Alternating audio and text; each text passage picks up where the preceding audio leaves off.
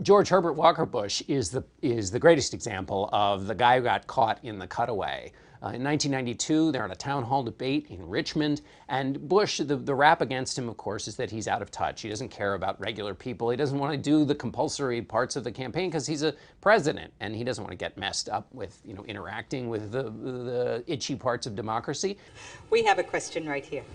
Yes, how has the national debt personally affected each of your lives? And if it hasn't, how can you honestly find a cure for the economic problems of the common people if you have no experience in what's ailing them? A woman stands up and asks George Herbert Walker Bush how the debt affects him in his life. And he's not really sure what she's talking about. What does she mean, the debt? And she's saying you personally. On a personal basis, how has it affected you?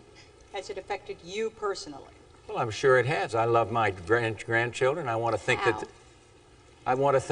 they're going to be able to afford an education. I think that that's an important part of being a parent. Maybe I won't get it wrong. Are you suggesting that if somebody has means, that the national debt doesn't affect them? Oh, what I'm saying I'm not sure I get it. Help me with the question, and I'll try to answer it.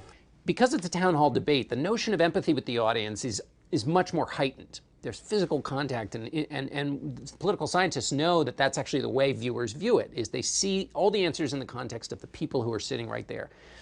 And what Bill Clinton does, because he's practiced it in his hotel room, is he gets off his stool, walks over to the woman, and talks about how he, as a governor of a small town, which used to be an epithet the Bush campaign threw at him, he was just a governor from a small town. But he said, I know the names of people who've been affected by the economy. I'll tell you how it's affected me. Every year, Congress and the President sign laws that make us do more things, it gives us less money to do it with. I see people in my state, middle-class people, their taxes have gone up in Washington and their services have gone down, while the wealthy have gotten tax cuts.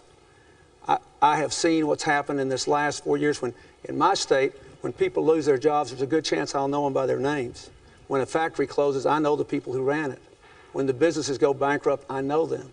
And so, again, he was re-emphasizing this idea that he knew what people were going through, their struggles with the economy, and then he tied it to the Bush economic policies. And that was a sort of, the expression feel your pain was not used, but that was showing, not telling.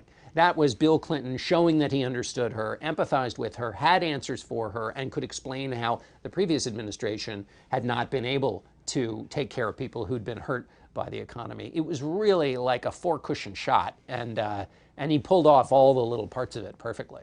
So while Bill Clinton is doing his I feel your pain routine, George Bush is caught in the background looking at his watch, and he doesn't just glance at his watch. He does it like he's in a theater production and trying to make sure they see it in the last row. And it just accentuated this pre-existing narrative that George W. Bush was just kind of not in the moment, wanted to get through this thing, didn't care, and he got killed by the cutaway.